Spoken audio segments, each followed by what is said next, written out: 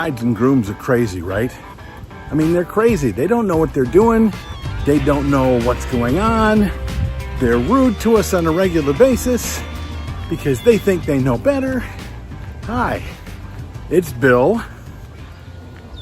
This is Creative License. And thanks for being a part of this little dog and pony show every week.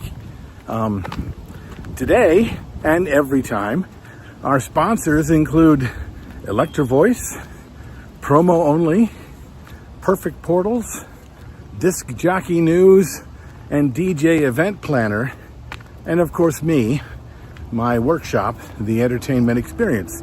There's one coming up in November here in Minnesota, and then there's another one coming up in October in London, England. You want to know more about it, just reach out to me. So that's a common conception, isn't it? That brides and grooms and parents of brides and grooms don't know anything about events, yet they tell us what to do and we're forced to do what they say. So we're just in this terrible world of having to create entertainment for people that don't know anything about entertainment. Well, that's one way to look at it, I suppose. The problem with that is that you end up being in this back and forth, this difficult relationship with these people that don't know what they're doing. And they don't have people telling them that they do, and they don't have people really helping them.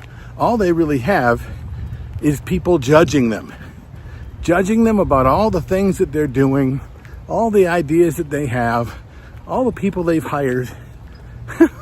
I mean, trust me, their mom is judging them, their sisters and brothers are judging them, their bridesmaids and groomsmen are judging them because those people have been to weddings. And if anybody knows, it's them. So let me just tell you what's going wrong with your wedding and what you're doing wrong with your wedding. And then they walk into the world to the vendors and they listen to caterers saying, "Oh, no, that's just a dumb idea. You don't know. I know. Trust me, and I will do that for you." Photographers do the same thing. Videographers do the same thing. People who do invitations and DJs and bands. Oh, I think as much as it might be true that you know more about the event that they're putting together than they do, telling them how dumb they are and the way you communicate with them is not creating the trust that you're asking them to have in you. Hey, just trust me, I know what I'm doing, isn't really something that's working out. When was the last time you went to buy a car when you didn't know anything about a car, and the salesman comes out and starts giving you the pitch and says, "Hey, trust me, I know what you need." Do you trust him because he said, "Trust me"? No. So let me give you something to consider. Instead of when you hear a bride and groom tell you that they want to do a really dumb thing, instead of telling them that it is a dumb thing, why not communicate to them in a way where they understand that the idea they have could work if in fact all of these different things were in place, right?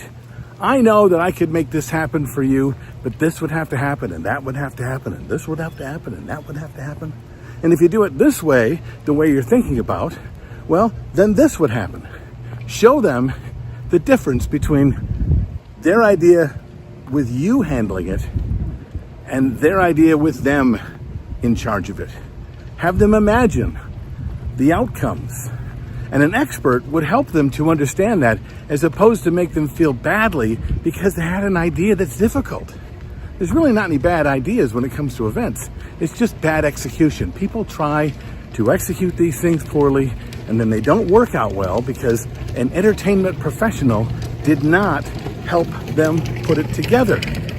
An entertainment professional understands things that a caterer doesn't, that a photographer doesn't, that a mother of the bride or a sister of the bride or a groomsman doesn't understand.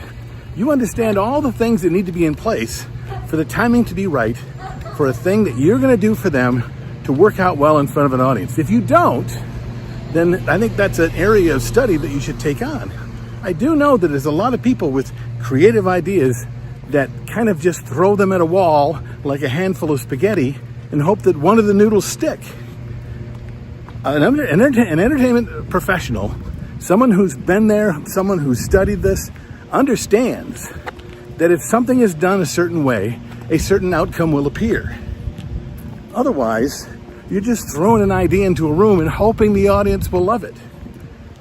The truth is, if you're a professional, you can help them understand that, yes, it's a great idea if done correctly.